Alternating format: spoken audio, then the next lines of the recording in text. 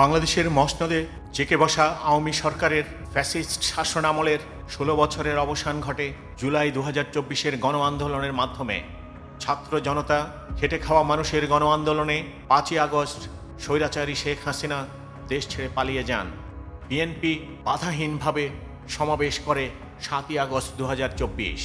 গণ আন্দোলনের রাস্তায় আত্মাহুতি দেয়া শহীদদের রক্তের দাগ না মুছতেই তারা অনেক বড় এক সমাবেশ করে ফেলে তাদের জনপ্রিয়তা দেখানোর জন্য। যেমনটি ঘটেছিল ১২ই আগস্ট, মাত্র ৫ দিনের মধ্যে সহিংসতার কারণে বিএনপির ৪৪ নেতাকর্মীকে বহিষ্কার করা হয়েছিল। সময়ের খবরে প্রকাশিত প্রতিবেদনে দেখা যায়, আওয়ামী সরকার পতনের মাথায় ৫ দিনে ১৭ জেলা থেকে অন্তত ৪৪ নেতাকর্মীকে বহিষ্কার করেছে দলটি।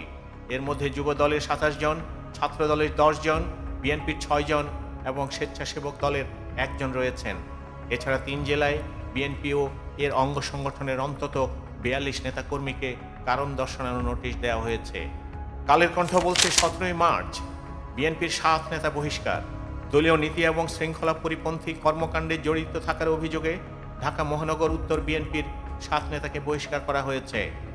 বহিষ্কৃত ৭ নেতা হলেন ঢাকা মহানগর উত্তরের ৯৪ ওয়ার্ড বিএনপির সভাপতি কবির হোসেন মিল্টন, ১৪ নম্বর ওয়ার্ড বিএনপির সভাপতি আবু হানিফ, সিনিয়র সহসভাপতি আরিফ মৃধা, ৪ নম্বর ওয়ার্ড বিএনপির সিনিয়র সহসভাপতি সাইফুল ইসলাম, ঢাকা মহানগর উত্তর বিএনপির সাবেক সদস্য আহসানুল্লাহ চৌধুরী হাসান, ৪ নম্বর ওয়ার্ড বিএনপির সাংগঠনিক সম্পাদক হুমায়ুন কবির নিখিল এবং ১৬ নম্বর ওয়ার্ড বিএনপির সাংগঠনিক সম্পাদক আলম ভূঁইয়া। ৭ই এপ্রিল প্রথম আলোর আরেকটি রিপোর্টে দেখা যায়, বদরগঞ্জে বিএনপির দুই পক্ষের সংঘর্ষে ১ জন নিহত হয় রংপুর জেলা বিএনপির ও বদরগঞ্জ উপজেলা বিএনপির সদস্য ও সাবেক সংসদ সদস্য মোহাম্মদ আলী সরকার, রংপুর জেলা বিএনপির সদস্য এবং বদরগঞ্জ উপজেলা বিএনপির সিনিয়র যুগ্ম আহ্বায়ক হুমায়ুন কবির, এছাড়াও আরও অন্যান্য নেতৃবৃন্দ। দেশ রূপান্তরের ১০ই এপ্রিলের একটি প্রতিবেদনে দেখা যায় বিএনপি ১৬ নেতা বহিষ্কার। বিএনপির কর্মী সাইজ উদ্দিন নিহতের ঘটনায় ৩ দিন পর রায়পুর থানায় হত্যা মামলা দায়ের করা হয় এবং সাইজ উদ্দিনকে হত্যা, বাড়িঘর ভাঙচুর এবং অগ্নিসংযোগের অভিযোগে স্থানীয় বিএনপি ও তার অঙ্গ সংগঠনের ১৬ নেতাকে বহিষ্কার করা হয়েছে। আমরা ১২ এপ্রিলে সমকালের একটি রিপোর্ট যদি দেখি, অভ্যন্তরীণ সংঘাতে ২৫ জেলায় রক্তাক্ত বিএনপি। ছাত্র জনতার অভ্যুত্থানে শেখ হাসিনার পতনের পর ২৫ জেলায় বিএনপি এবং এর অঙ্গ সংগঠনের নেতাকর্মী নিহত হয়েছেন। আভ্যন্তরীণ বিরোধ, আধিপত্য বিস্তার, বালুমহাল পরিবহন, হাটবাজারের নিয়ন্ত্রণ নিয়ে বিরোধ এবং দলীয় কর্মসূচিতে সংঘর্ষে চট্টগ্রাম জেলায় সর্বোচ্চ ১৩ জনের প্রাণহানি হয়েছে। ২০ সেপ্টেম্বর ২০২৪ নগরের পুরাতন চাঁদগাঁও এলাকায় মাঠ দখল নিয়ে যুবদলের দুপক্ষের সংঘর্ষে সংগঠনটির কর্মী জুবায়ের উদ্দিন বাবু নিহত হন। ১১ অক্টোবর নগরীর বাইজিদ বোস্তামি এলাকায় আধিপত্য বিস্তারের সংঘাতে বিএনপি কর্মী মোহাম্মদ ইমন খুন হন। হত্যায় জড়িত অভিযোগে মহানগর ছাত্র দলের সাবেক যুগ্ম সাধারণ সম্পাদক সাইফুল ইসলাম, তাঁর ভাই থানা স্বেচ্ছাসেবক দলের যুগ্ম আহ্বায়ক মোহাম্মদ সবুজ এবং কৃষক দলের যুগ্ম আহ্বায়ক শাহ আলমকে বহিষ্কার করা হয়েছে।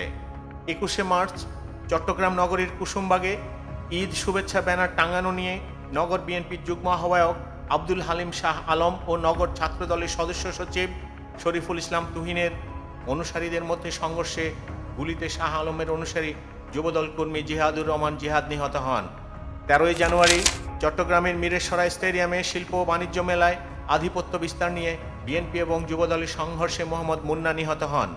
মিরেশ্বরাই উপজেলা কমিটি ঘোষণার পর বারৈয়ারহাট পৌর এলাকায় ২৬ মার্চ চট্টগ্রাম উত্তর জেলা বিএনপির ২ নেতার অনুসারীদের সংঘর্ষের সময় জাবেদ হোসেন নামে এক কর্মীকে কুপিয়ে হত্যা করা হয়। ফটিকছড়ি উপজেলার দাঁতমারা ইউনিয়নে ১ ফেব্রুয়ারি বিএনপির দুই পক্ষের সংঘর্ষে খুন হন দলীয় কর্মী মোহাম্মদ শহীদ। ২ জানুয়ারি সীতাকুণ্ডের ছলিমপুর ইউনিয়ন শ্রমিক দল নেতা মীর আরমানকে কুপিয়ে খুন করা হয়। ৯ ফেব্রুয়ারি ইট ও বালুর ব্যবসা নিয়ে বিরোধের জেরে জঙ্গল ছলিমপুরে মোহাম্মদ মাসুদ নামে এক বিএনপি কর্মী নিহত হন। ১৬ ফেব্রুয়ারি বাড়বকুণ্ড উপজেলার সাগরে বালু উত্তোলনে বাধা দেওয়ায় খুন হন বিএনপি কর্মী রাম দাস। ২৬শে মার্চ বাড়বকুণ্ডে নিহত হন সীতাকুণ্ড উপজেলার কৃষক দলের সাংগঠনিক সম্পাদক মোহাম্মদ নাসির। সন্দ্বীপে গাছুয়া ইউনিয়নে বাড়ি থেকে তুলে বিএনপি কার্যালয়ে পিটিয়ে দলটির কর্মী আইয়ুব জাহাঙ্গীরকে খুন করা হয়। ১৫ই মার্চ রাউজানের হলদিয়া ইউনিয়নের আমিরহাটে বাজারে ছুরিকাঘাতে হত্যা করা হয় যুবদল নেতা করমউদ্দিন জিতুকে। কুমিল্লার নাঙ্গলকোটে বাংলাডা পশ্চিম বাজারে 1 ফেব্রুয়ারি বিএনপির সাবেক এমপি আব্দুল গফুর ভূঁইয়া এবং কেন্দ্রীয় নির্বাহী কমিটির সদস্য মোবাশের আলম ভূঁইয়ার সমর্থকদের মধ্যে সংঘর্ষে নিহত হন এসাখাল ইউনিয়ন স্বেচ্ছাসেবক দলের আহ্বায়ক সেলিম উদ্দিন ভূঁইয়া।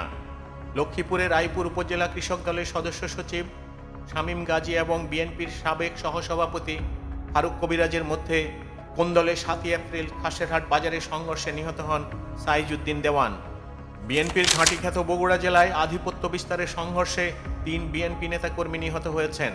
10 সেপ্টেম্বর রাতে গোকুল এলাকায় মহাসড়কের পাশে ট্রাক বন্দোবস্তকারী সমিতির কার্যালয়ে হামলায় নিহত হন সদর উপজেলা স্বেচ্ছাসেবক দলের সভাপতি মিজানুর রহমান মিজান। সোনাতলা উপজেলার পাকুল্লা এলাকায় আধিপত্য নিয়ে বিরোধের জেরে 7 ফেব্রুয়ারি যুবদল নেতা রাশেদুল ইসলাম রাশেদের উপর হামলা হয় এবং চিকিৎসাধীন অবস্থায় মারা যান। ইফতারেও বিএনপি খুনোখুনি করেছিল। গত 7 মার্চ রাজশাহী নগরীর কাদিরগঞ্জে মহিলা দলের সহক্রীড়া সম্পাদক লাভলি খাতুন এবং সাবেক যুবদল নেতা মারুফ হোসেনের অনুসারীদের সংঘর্ষের সময় কোপানো হয় রিকশা চালক গোলাম হোসেনকে, পরে তিনি মারা যান। 11 মার্চ তানোরের পাচন্দর ইউনিয়নের বিএনপির ইফতার মাহফিলে সংঘর্ষে সাবেক সভাপতি আব্দুল মমিনের ভাই গানিউল ইসলাম নিহত হন। গত 27 মার্চ তানোরের চান্দুরিয়া ইউনিয়নে বিএনপির ইফতার মাহফিলে বর্তমান সভাপতি আজাদ আলী এবং সাবেক সভাপতি মফিজউদ্দিনের গ্রুপের সংঘর্ষে কৃষক দলের ওয়ার্ড সাধারণ সম্পাদক নেকসার আলী নিহত হন। খুলনা বিভাগে হয়েছে 8 খুন। 30 আগস্ট সদর উপজেলার ডেফুলিয়া বাজারে আধিপত্য বিস্তার নিয়ে সংঘর্ষে খুন হয় স্থানীয় কৃষক দলের প্রস্তাবিত কমিটির সহসভাপতি ওয়াজেদ আলী। 23 অক্টোবর 2024 জেলার দামুড়হুদার বোয়ালমারি গ্রামে বিএনপির দুপক্ষের সংঘর্ষে আহত হন ওয়ার্ড বিএনপির যুগ্ম সম্পাদক সুলতান হোসেন। 1 নভেম্বর তার মৃত্যু হয়। 9 নভেম্বর যশোরের ঝিকরগাছা উপজেলায় যুবদল কর্মী সন্ত্রাসী পিয়াল হাসান খুন হন। পৌর ছাত্র দলের সভাপতি শামীম রেজা সহ কয়েকজন পিয়ালকে কুপিয়ে জখম করে। পালাতে চাইলে বোমা মারে হামলাকারীরা। পিয়াল একটি স্কুলে আশ্রয় নিলে তাকে সেখানেও কোপায় হামলাকারীরা। ছাত্র দলের বহিষ্কৃত সভাপতি শামীম এখন কারাগারে। 19 ডিসেম্বর মাগুরায় ব্যারইল পাল্তা গ্রামে আধিপত্য বিস্তার নিয়ে বিএনপির রাজনীতিতে যুক্ত সাবেক এবং বর্তমান ইউপি সদস্যদের সংঘর্ষে শরীফুল ইসলাম নিহত হন। 11 ফেব্রুয়ারি 2025 বাগেরহাটের কচুয়াই ধোপাখালী ইউনিয়ন বিএনপির কমিটি নিয়ে দেপাড়া বাজার এলাকায় সংঘর্ষে আহত শওকত হোসেন 9 দিন পর মারা যান। একই দিনে ঝিনাইদহের হরিণাকুণ্ডু উপজেলার চাঁদপুর ইউনিয়নের 6 নম্বর ওয়ার্ড বিএনপির সভাপতি মহিউদ্দিন এবং বিএনপি কর্মী দবির উদ্দিনের মধ্যে আধিপত্য বিস্তার নিয়ে হাকিমপুর গ্রামে সংঘর্ষে নিহত হন দলীয় কর্মী মোশাররফ হোসেন। চুয়াডাঙ্গা সদরে 8 মার্চ খুন হন রফিকুল ইসলাম রফিক। বিএনপির সাবেক সাংগঠনিক সম্পাদক রফিকুল ইসলাম রফিক পিসিবির পণ্য নিয়ে দলটির দুপক্ষের সংঘর্ষে নিহত হন। মসজিদের টাকার হিসাব চাওয়ায় গত 30 মার্চ হামলা করা হয় মাগুরা ওয়ার্ড বিএনপির নেতা এবং সাবেক ইউপি সদস্য জামিরুল ইসলাম সহ কয়েকজনকে। কিশোরগঞ্জের তাড়াইল উপজেলায় বিএনপির সম্মেলন নিয়ে বিরোধে 12 জানুয়ারি রাউনি ইউনিয়ন বিএনপির সভাপতি আবুল হাসান রতন খুন হন। কিশোরগঞ্জের কাটিয়াদিতে 22 মার্চ স্কুলের কমিটি নিয়ে বিরোধের সংঘর্ষে মুমুরদিয়া ইউনিয়ন ছাত্র দলের সাবেক যুগ্ম আহ্বায়ক আশিক খান নিহত হন।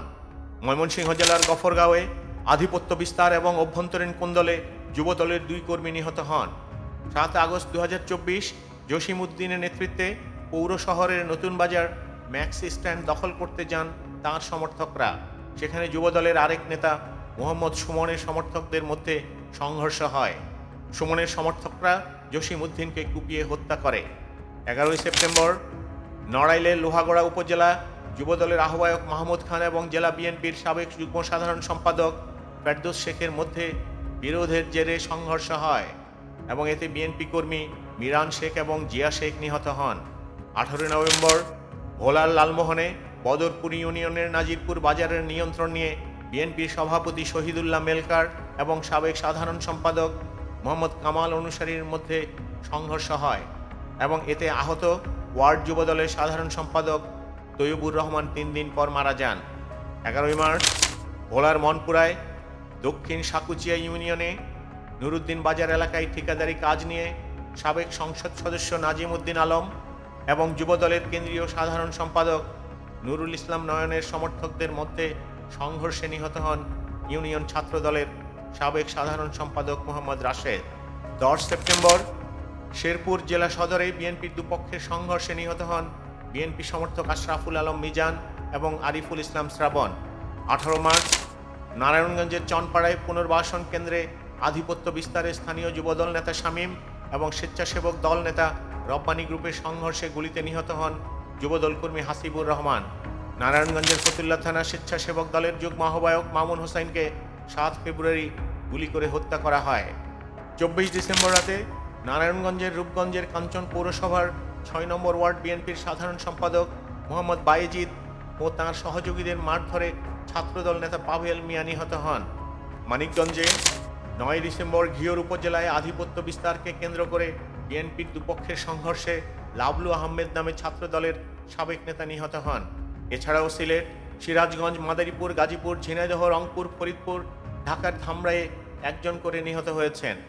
অর্থাৎ 64 জেলার মধ্যে সম্ভবত 64 জেলাতেই সমানভাবে চাঁদাবাজি, এলাকার নিয়ন্ত্রণ নেয়া, বালুমহাল, বাস স্ট্যান্ড দখল করা বিএনপির নেতাকর্মীরা জোরে সোরে চালিয়ে যাচ্ছেন। এ পর্যন্ত হয়তো কোথাও কোনো পরিসংখ্যান পাওয়া যাবে না বিএনপির কতজন নেতানেত্রী সংঘর্ষে নিহত হয়েছেন। 5 আগস্ট পরবর্তী সময়ে বিএনপি কতগুলো চাঁদাবাজির ঘটনা ঘটিয়েছে। বিএনপি থেকে যারা বিতাড়িত হয়েছে তাদেরকে সাময়িকভাবেই হয়তো বিতাড়িত হয়েছে, কারণ 21 ডিসেম্বর 2024 বিএনপির শতাধিক নেতাকর্মীর বহিষ্কারাদেশ প্রত্যাহার করা হয়েছিল। দল থেকে বহিষ্কৃত শতাধিক নেতাকে ফিরিয়ে আনার উদ্যোগ নিয়েছিল বিএনপি। জাতীয় নির্বাচন সামনে রেখে কেন্দ্র থেকে তৃণমূল পর্যন্ত সর্বস্তরের নেতাকর্মীর মাঝে চাঙ্গাভাব ফিরিয়ে এনে দলকে আরও শক্তিশালী করাই এর প্রধান লক্ষ্য। এবার একটু ভেবে দেখুন, যাদেরকে চাঁদাবাজির জন্য, খুন, হামলা মামলার জন্য বহিষ্কার করা হয়েছিল তাদেরকে আবার পুনর্বাসন করে ফেলে বাংলাদেশের প্রতিটা রাজনৈতিক দল তাদের প্রয়োজনে, যেমনটি করেছিল 21 ডিসেম্বর 2024 বিএনপির শতাধিক নেতার বহিষ্কারাদেশ প্রত্যাহারের মাধ্যমে। বিএনপি বর্তমান অন্তর্বর্তী সরকারের উপর নির্বাচন নিয়ে, অতি দ্রুত নির্বাচন নিয়ে যে চাপ প্রয়োগ করে যাচ্ছে, বাংলাদেশের আইন শৃঙ্খলার পরিস্থিতি খারাপ বিবেচনায় নিয়ে, যেখানে 5 আগস্ট পরবর্তী সময়ে একমাত্র বিএনপি দলই দায়ী বাংলাদেশে যত ধরনের সন্ত্রাসী কর্মকাণ্ড হয়েছে, যত ধরনের হামলা মামলা হয়েছে, চাঁদাবাজি হয়েছে, মানুষ খুন হয়েছে, প্রতিটা ঘটনার পিছনে কোনো না কোনোভাবে বিএনপি জড়িত ছিল। হ্যাঁ, এটাও হতে পারে পতিত আওয়ামী লীগ সরকারের 50 লক্ষ নেতাকর্মী তারা হয়তো প্রেতাত্মা হয়ে লুকিয়ে আছে সেই বিএনপির মাঝে, কিংবা আমাদের বাংলাদেশের বিভিন্ন রাজনৈতিক দলগুলোর গুহায়। এখন প্রশ্ন হচ্ছে, বিএনপি খুনাখুনি করে এবং সরকারকে দোষ দিয়ে নির্বাচন চায় তারা শান্তি শৃঙ্খলা ফিরিয়ে আনার জন্য। বাংলাদেশের মানুষ আগামী দিনে আর কোনো সন্ত্রাসী দলকে, কোনো চাঁদাবাজকে, কোনো লুটেরাকে ভবিষ্যতে বাংলাদেশের নির্বাচন ব্যবস্থায় নির্বাচিত করবে না, এটাই মানুষের দৃঢ় প্রতিজ্ঞা। বাংলাদেশের মানুষ আগামী 5 বছর ডক্টর মোহাম্মদ ইউনূসকে চায়। 53 বছরের গণতন্ত্র বাংলাদেশ দেখেছে। বাংলাদেশ এখন 5 বছরের উন্নয়ন দেখতে চায় বাংলাদেশের সবচাইতে গুণী এবং বিশ্বের সবচাইতে দরদি ব্যক্তি ডক্টর মোহাম্মদ ইউনূসের হাত ধরে।